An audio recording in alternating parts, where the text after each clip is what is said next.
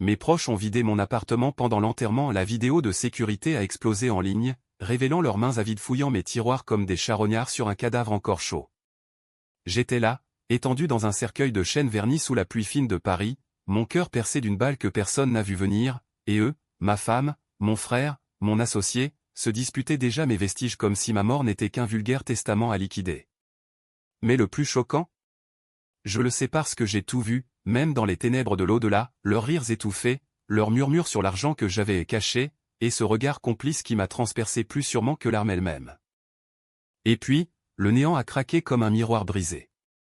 J'ai ouvert les yeux non pas dans le froid humide du Père-Lachaise, mais dans mon lit king size de l'appartement haussmannien du 7e arrondissement, le soleil filtrant à travers les voilages blancs, et l'odeur du café fraîchement moulu envahissant l'air.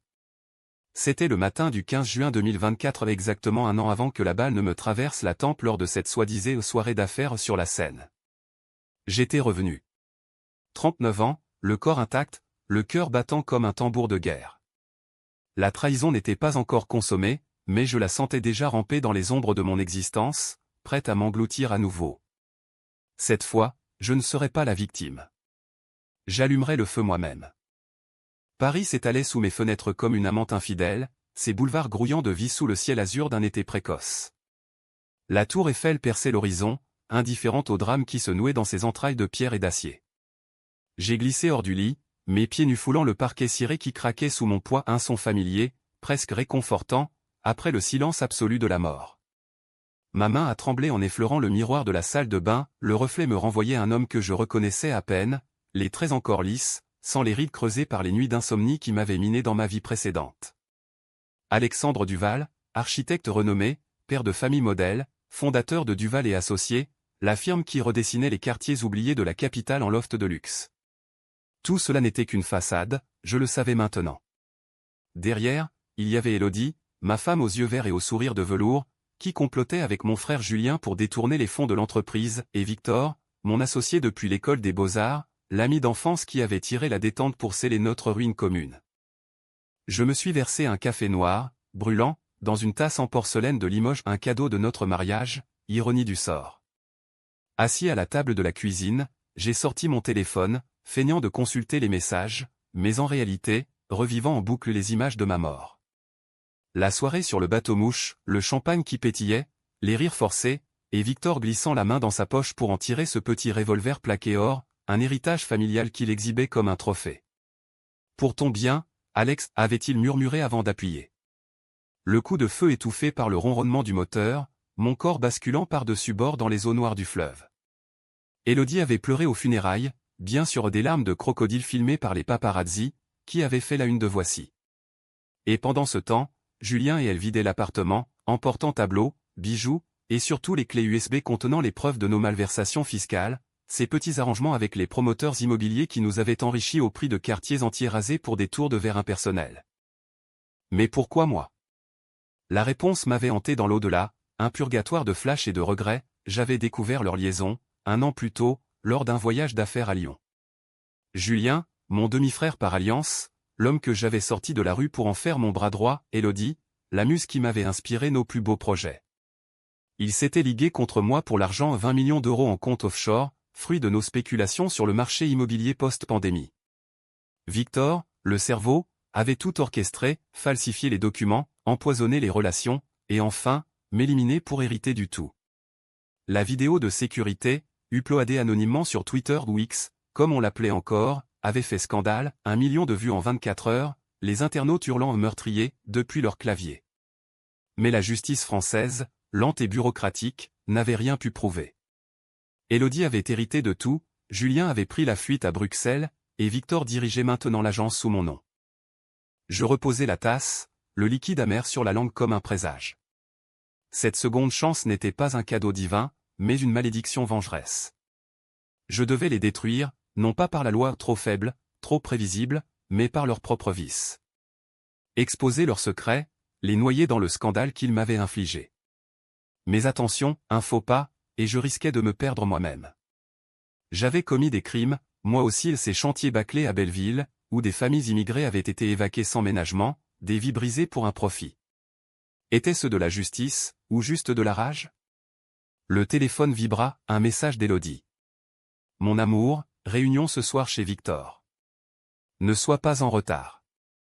Bisous. Le piège se refermait déjà. Je souris dans le vide. Cette fois, j'arriverais armé non d'une arme, mais de la vérité. Les heures suivantes passèrent dans un brouillard calculé. J'appelai mon avocat, prétextant une révision de testament, et fis transférer discrètement une partie des fonds sur un compte anonyme en Suisse, une leçon apprise de mes erreurs passées. Puis, je descendis dans la rue, l'air chargé de l'odeur des croissants chauds des boulangeries et du pot d'échappement des Vélib. Paris, ma ville-prison, ma ville amante, bruissait de secrets. Je marchai jusqu'au bureau de Duval et Associés, rue de Rivoli, un immeuble néoclassique que j'avais restauré moi-même. À l'intérieur, l'accueil climatisé m'enveloppa comme un linceul frais. Sophie, la réceptionniste, me salua d'un clin d'œil complice. « Monsieur Duval. Vous avez l'air reposé. » Si elle savait. Victor était dans son bureau, mon bureau, en vérité, penché sur des plans holographiques d'un nouveau projet à la Défense. Grand, charismatique, avec sa barbe poivre et sel et son accent du Sud qui charmait les clients. « Alex. » Pile à l'heure pour le café. Il se leva, m'étreignant comme un frère. Frère de sang, frère de trahison. Nous parlâmes architecture, de ces lignes épurées qui masquaient les fissures, métaphore involontaire de notre amitié.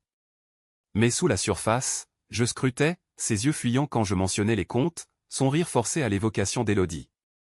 Elle va bien, ta femme. Un peu stressée par le bébé en route. Le bébé. Leur bébé, conçu dans le dos de ma stérilité supposée. Un coup de poignard de plus. Le soir venu, la soirée sur le bateau-mouche, non, pas encore celle fatale, celle-ci était anodine, un dîner d'affaires avec des investisseurs qataris. Mais je la transformais en terrain de chasse. J'avais glissé dans ma poche un enregistreur miniaturisé, un gadget acheté en urgence chez un revendeur de la rue Saint-Honoré. Pendant que le vin coulait et que les lumières de Notre-Dame dansaient sur l'eau, je posais les questions piégées. Victor, et ses fonds pour le projet Belleville? Ils sont bien sécurisés. Il hésita, un battement de cils trop long. Bien sûr, mon vieux. Julien s'en occupe avec Élodie. Bingo. Leurs noms liés, comme dans un contrat infernal.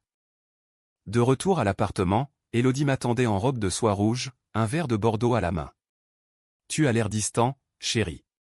Elle s'approcha, ses lèvres effleurant les miennes, mais je sentis le mensonge dans son parfum Chanel numéro 5, celui que Julien lui offrait en secret. Nous fîmes l'amour ce soir-là, un rituel mécanique, mais dans mon esprit, c'était une reconnaissance des lieux, cartographier ses faiblesses, ses gémissements fins, ses cicatrices invisibles. Au petit matin, alors qu'elle dormait, je fouillai son téléphone. Message codé, elle, tout prêt pour le transfert. V impatient. L pour Lyon, leur nid d'amour. V pour Victor, le marionnettiste. Les jours suivants furent une danse sur des braises. Je contactai un hacker freelance via le dark web, un risque calculé, dans un café anonyme de Montmartre, payé en crypto. Trouve-moi tout sur Julien Duval, Élodie Moreau, Victor Langlois. Les fichiers arrivèrent par mail chiffré, photos volées de leur rendez-vous à l'hôtel Lutetia, relevés bancaires montrant des virements occultes, et même une correspondance où Victor évoquait l'élimination nécessaire datée d'un mois avant ma mort originelle. La rage bouillonnait, un acide dans mes veines. Mais la vengeance n'est pas un sprint, c'est un labyrinthe. Je décidai mon premier coup, et exposai une petite faille, un article anonyme sur un blog d'urbanisme, dénonçant les irrégularités du projet Belleville. Duval et associés, profit sur le dos des démunis. Les réactions fusèrent, tweets enflammés, pétitions en ligne. Victor appela, paniqué. Alex, c'est quoi ce bordel? Tu es au courant. Non, mentis-je, savourant sa sueur au téléphone. Pourtant, les doutes me rongeaient. Étais-je meilleur qu'eux? Mes mains n'étaient pas propres, j'avais fermé les yeux sur les pots de vin, sur les expulsions brutales. Cette nuit-là, seul dans le salon, un verre de cognac à la main, je visais la bouteille comme un oracle. La vengeance me consumerait-elle? Ou me rachèterait-elle? Le lendemain, je rencontrai Julien pour un fraternel déjeuner au Procope. Mon frère adoptif, avec son sourire carnassier et ses costumes trop neufs. Tout va bien, Alex? Tu sembles changer. Il avait raison. J'étais un fantôme en chair et en os. Nous parlâmes affaires, Mais je lâchais une miette, j'ai entendu des rumeurs sur des fuites de fonds. Son front perla. Foutaise. Élodie Gers à nickel. Encore leur nom, entrelacés. Le piège se resserrait. J'investis dans un détective privé, un ex-flic de la PJ au passé trouble, pour surveiller leurs mouvements. Les rapports arrivèrent, Élodie consultant un avocat en divorce discret, Victor achetant un billet pour Genève fuite ou transfert. Julien, lui, multipliait les nuits à l'étranger, soi-disant pour des chantiers. Mais les photos montraient autre chose, un trio dans une suite du Georges V, riant au champagne, toast à notre liberté. Ma liberté à moi. Un cercueil flottant. C'est alors que je pris la décision controversée, celle qui me entrait, infiltrer leur cercle intime. Je feignis une crise conjugale, accusant Élodie d'infidélité vague assez pour la pousser dans les bras de Julien, assez pour que Victor propose une réconciliation à trois. Une soirée privée dans leur villa de Neuilly, sous prétexte de sauver l'agence. J'arrivais avec un sommelier corrompu et le vin drogué, juste assez pour lâcher les langues. Assis autour d'une table en acajou, les chandelles vacillant, ils burent, rirent, et confessèrent. Alex est si naïf, gloussa Élodie, les joues rougies. Bientôt, tout sera à nous. Victor, les yeux vitreux, le bateau. Ce sera parfait. Julien, et le testament? Il a tout légué à elle. Leurs mots, gravés sur l'enregistreur niché dans ma montre. Mais le twist personnel vint comme un coup de fouet, en fouillant la villa plus tard, je trouvai une lettre d'Élodie, datée d'il y a 2 ans. Alex, je sais pour tes stérilités falsifiées tu m'as trompé avec cette assistante, et maintenant, tu paies. Stérilité falsifiée? Non.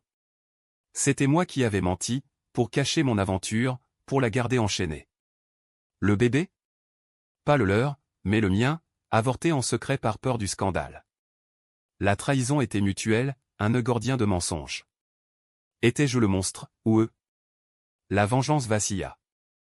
Pourtant, je pressai l'accélérateur. Avec les enregistrements, je contactai Le Monde, un journaliste affamé de scoop. Immobilier, le scandale Duval. L'article sortit un mardi, page 3, avec des extraits audio anonymes.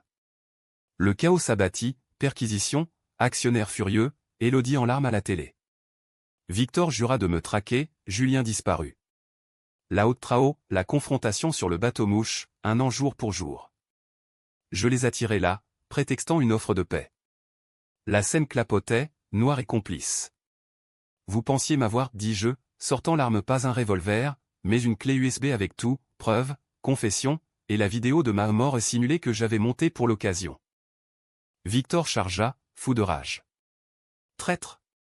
La bagarre éclata, corps entremêlés sur le pont glissant. Julien tenta de fuir, Élodie hurla.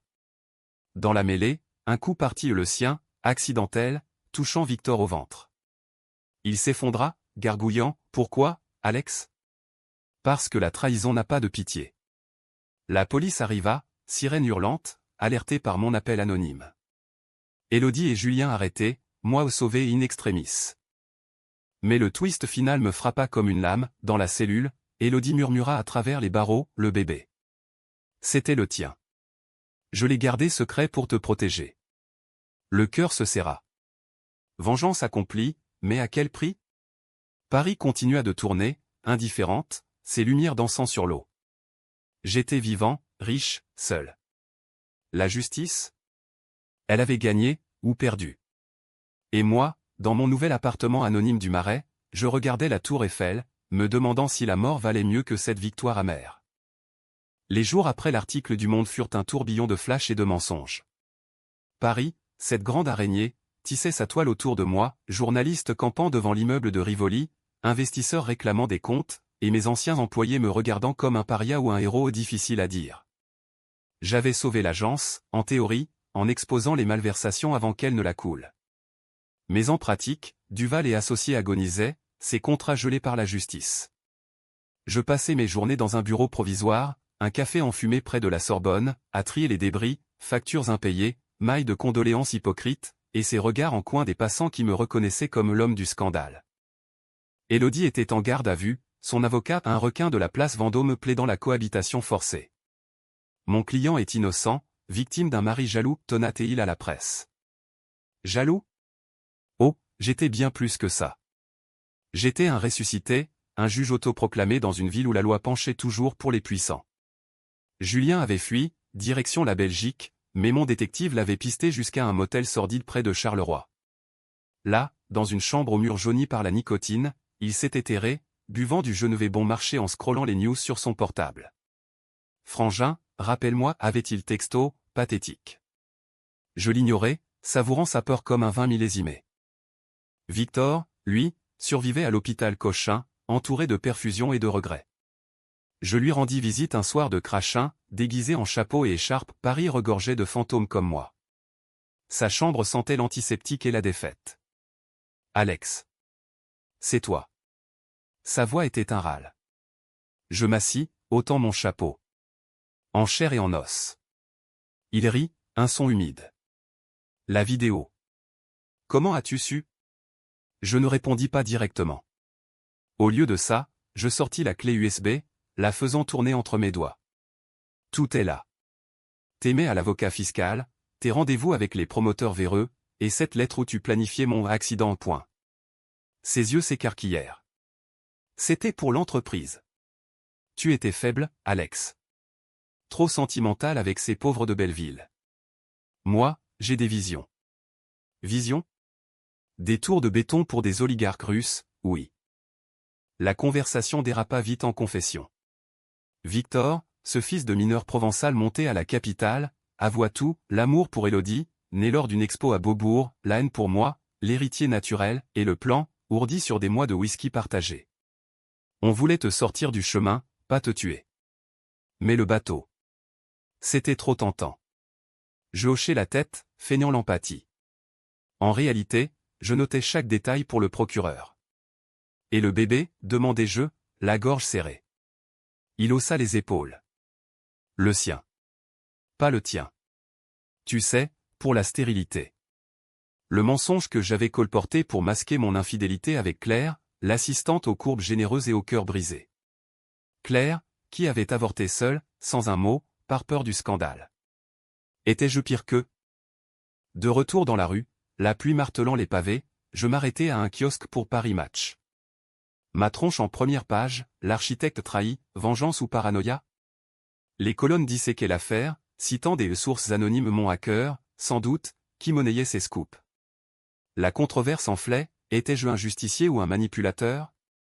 Les féministes hurlaient contre ma toxicité envers Élodie, les écologistes saluaient l'exposition des abus immobiliers. Paris se divisait, comme toujours, en camps bruyants et oubliés. Ma décision suivante fut la plus controversée, contacter Claire. Je la trouvai via LinkedIn, maintenant graphiste freelance à Lisbonne. Alex? C'est une blague? Sa voix au téléphone, un mélange de surprise et de venin. Nous convînmes d'un appel vidéo, elle en pulloversize devant l'océan Atlantique, moi dans mon café, latte fumant. Pourquoi maintenant, demanda-t-elle, les yeux verts comme ceux d'Élodie, ironie cruelle. Je lui racontai tout, la mort, la résurrection, la trahison. C'était toi, le déclencheur. Mon mensonge sur la stérilité. Pour te garder loin du scandale. Elle rit, amère. Tu m'as brisé, Alex. L'avortement, seul dans une clinique portugaise, en pleine pandémie. Les larmes coulèrent, des deux côtés de l'écran. Aide-moi à les détruire, plaidai-je. Pas pour moi, pour nous. Claire accepta, à contre-cœur. Elle avait gardé des preuves, mais où Victor la harcelait pour des faveurs en échange de promotions, photos d'Élodie et Julien en escapade à Deauville, financées par les fonds détournés. Avec ça, je montai un dossier béton, transmis au juge d'instruction via un canal anonyme. Mais le risque? Claire exigeait une part, un poste dans la nouvelle agence, et une reconnaissance publique de notre histoire. Scandale sur scandale. Accepter, c'était ouvrir la boîte de Pandore, refuser, perdre mon atout. Entre-temps, Julien refit surface. Un texto désespéré, rencontrons-nous. Tout est faux. Je fixai le rendez-vous dans un parc du bois de Boulogne, au crépuscule, où les ombres longues avalaient les secrets. Il arriva en taxi, pâle comme un linge, son costume froissé. Frangin, c'est un malentendu. Élodie et moi. C'était pour te protéger des dettes. Dettes que j'avais ignorées, creusées par mes propres folies, casino à Anguien, week-end à Monaco. Nous marchâmes sous les chênes centenaires, feuilles mortes craquant. Protégé? En vidant mon appart pendant mon enterrement? Il blêmit. La vidéo. Un montage. Non, je l'avais vu, dans l'au-delà, pixel par pixel. La confrontation vira au pugilat verbal. Julien avoua, Victor nous a forcés. Il avait les preuves de tes pots de vin avec les Qataris. Oui, ces contrats juteux pour des mosquées factices, des mirages immobiliers. J'attrapais son col. Tu es mon frère. Demi-frère, cracha Théil. Ton père m'a recueilli par pitié, après la mort de maman dans ce crash. Crash? Un accident de voiture, disaient les rapports officiels. Mais Victor avait murmuré, dans sa confession hospitalière, une aide pour accélérer l'héritage. Le secret enfoui, Julien n'était pas un complice innocent, mais un vengeur en herbe, ourdissant depuis l'adolescence. Je le laissai partir, sonner, mais pas sans un traceur dans sa veste cadeau de mon détective. Cette nuit, seul avec un plateau repas devant BFM, je digérais, la trahison était une hydre, à 1000 têtes. Ma propre famille, empoisonnée par l'argent. Le lendemain, l'audience préliminaire, Élodie libérée sous caution, Victor inculpé pour tentative de meurtre. Elle m'appela, voix brisée. Alex, on peut recommencer? Pour le bébé. Le mensonge final. Lequel, demandai-je. Silence. Fin de partie. Pourtant, la tension montait. Des menaces anonymes, fleurs mortes sur mon paillasson, appels muets la nuit. Paris, ville des Lumières, cachait ses crocs. Je décidai d'accélérer, une conférence de presse, improvisée dans un hôtel du 8e. Mesdames, messieurs, Duval et associés René Descendre. Flash, question. J'annonçais des dons pour les familles de Belleville, une refonte éthique. Applaudissements. Mais en coulisses, Claire envoya les photos à Gala, forçant ma main. Scandale personnel, l'architecte et son passé caché. La presse s'emballa, me dépeignant en Don Juan impitoyable.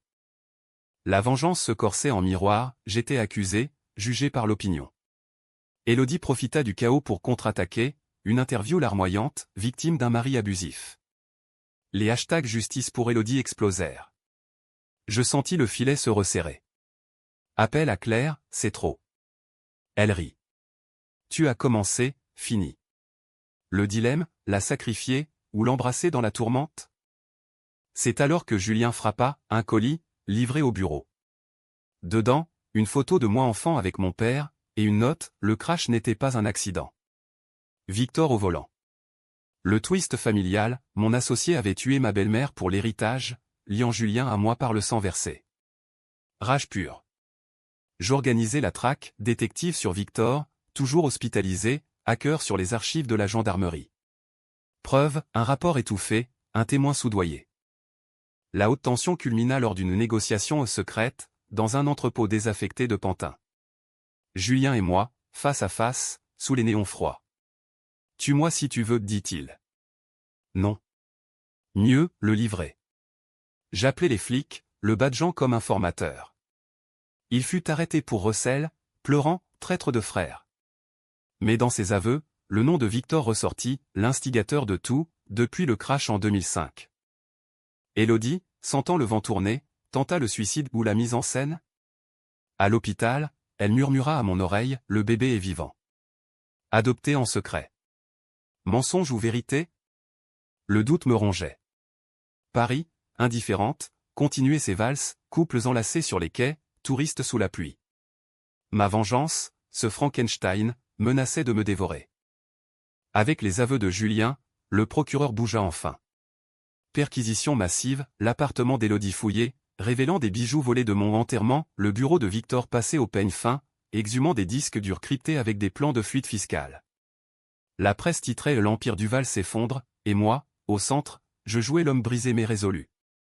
Invité sur France Inter, je plaidais, ce n'est pas vengeance, c'est justice pour les oubliés de Paris. Les auditeurs appelaient, partageaient, certains me voyaient en Robin des Bois des banlieues, d'autres en Iago manipulateur. La controverse faisait rage sur X, où des influenceurs déconstruisaient mon narcissisme masculin. Mais derrière les micros, je tissais plus fin. Claire revint à Paris, billet payé de ma poche, logé dans un Airbnb du canal Saint-Martin. Notre réunion fut tendue, chargée d'électricité résiduelle. Tu m'as utilisé, dit-elle, un verre de chardonnay à la main. Non, libéré. Nous parlâmes nuit blanche, de l'avortement, de mes mensonges, de comment Victor l'avait harcelée pour un poste qu'elle n'avait jamais eu. Il voulait me briser comme toi, confia-t-elle. Ensemble, nous compilâmes un dossier parallèle, témoignages d'employés lésés, factures falsifiées, et cette photo fatidique du crash, où le visage de Victor, jeune et arrogant, apparaissait au volant. La décision controversée vint là, falsifier une preuve. Non, trop risqué. Au lieu, je choisis la transparence toxique, publier le dossier sur un site dédié, Vérité pour Duval, anonyme mais traçable jusqu'à moi. Lancement à minuit, depuis un cybercafé de Belleville. Les hits explosèrent, 500 000 en une heure.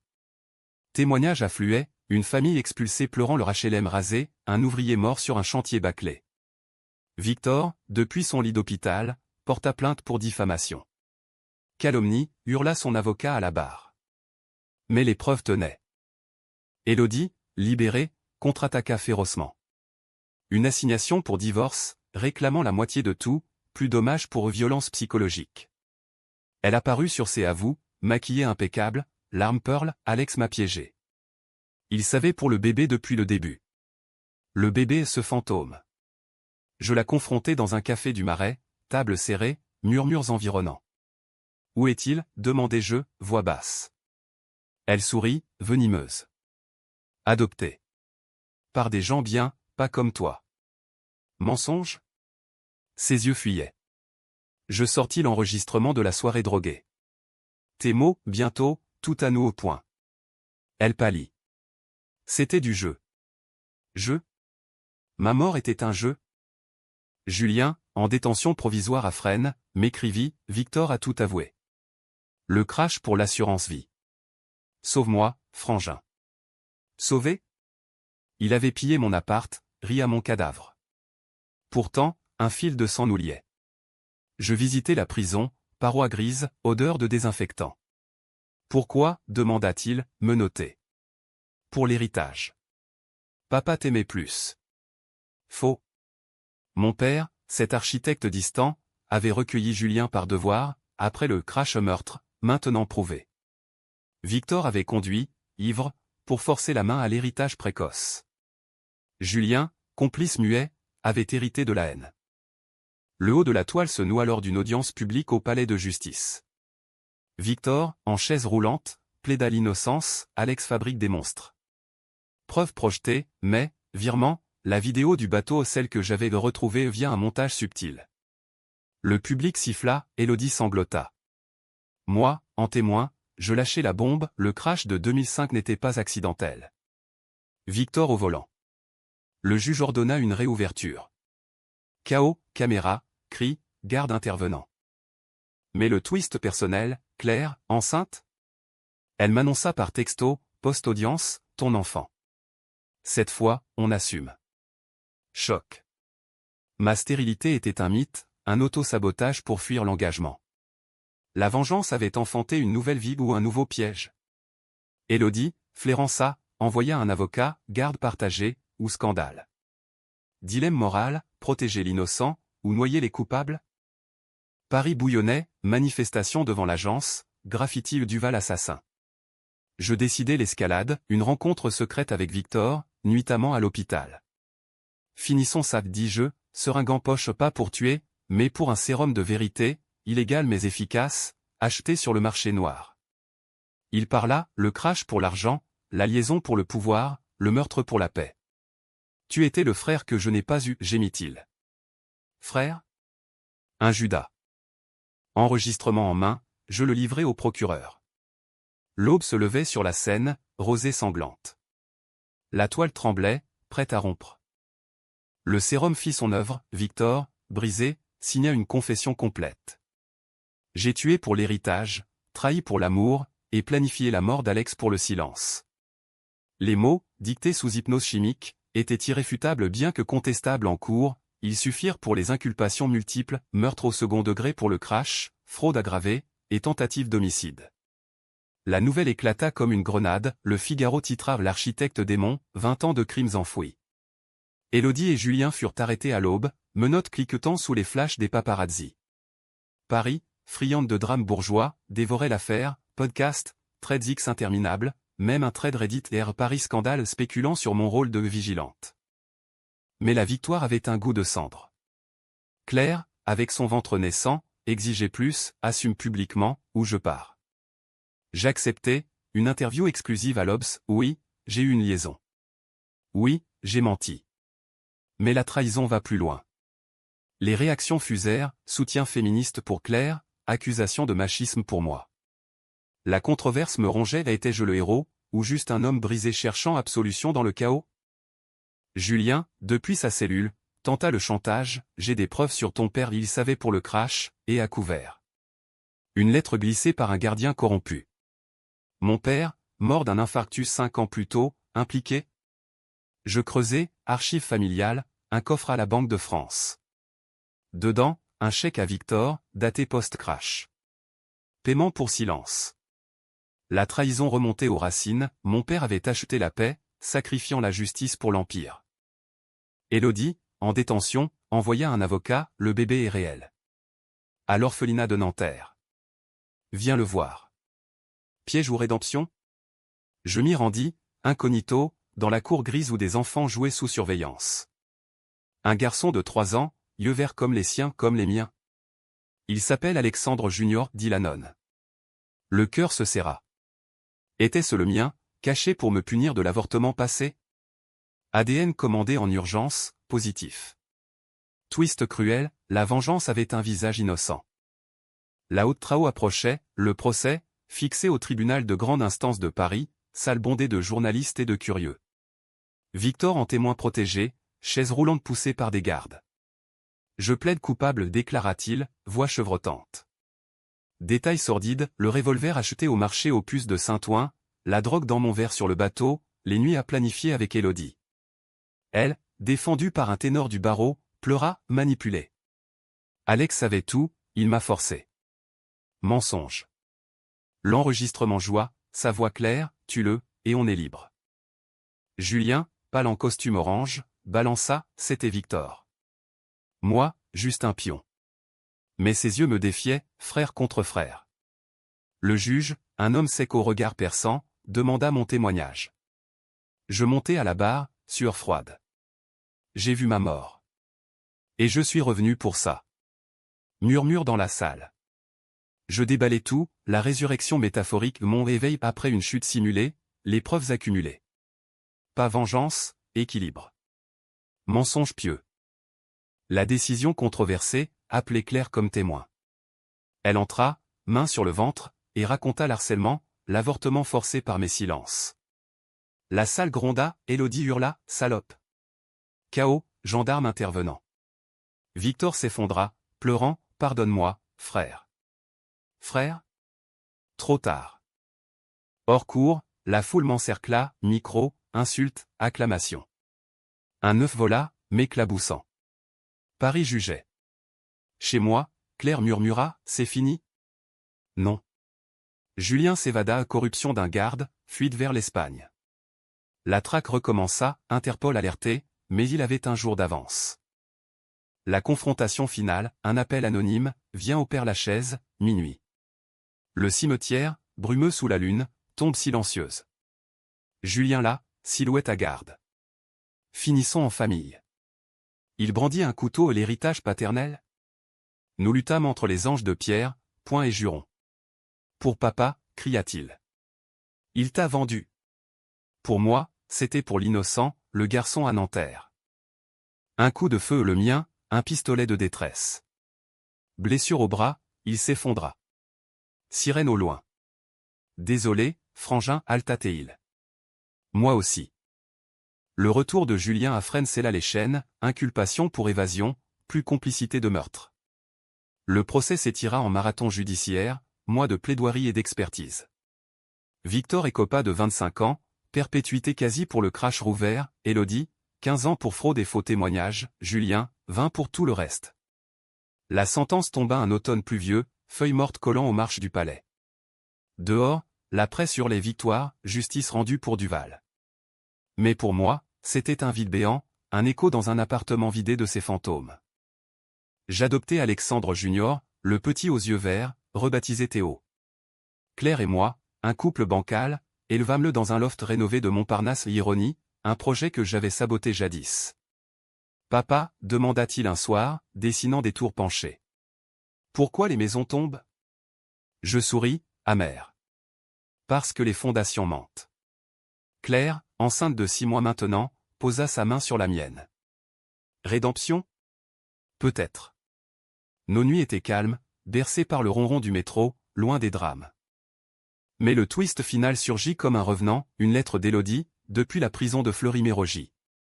Théo est à nous. J'ai menti pour te briser. Il est de Julien. ADN refait, négatif pour moi, positif pour lui. Choc. La vengeance n'était pas finie, elle se perpétuait en sang. Julien, informé en cellule, rit au parloir, ton neveu, frangin. L'héritage continue. Je refusai de le briser. Théo resta, élevé dans l'ombre de mes péchés, mais avec une chance propre. Paris, cicatrisé, m'accepta comme consultant éthique, refondant des quartiers en espaces verts. Victor mourut en tôle, cancer foudroyant, karma ou coïncidence. Élodie se pendit, note accusant Victor seul. Julien pourrit, oubliant. BKCH? Oui, car la trahison marque à vie. Mais heureuse, dans le rire de Théo sous la tour Eiffel, dans les bras de Claire. J'étais ressuscité, non pour haïr, mais pour guérir. La scène coulait, emportant les secrets. Fin.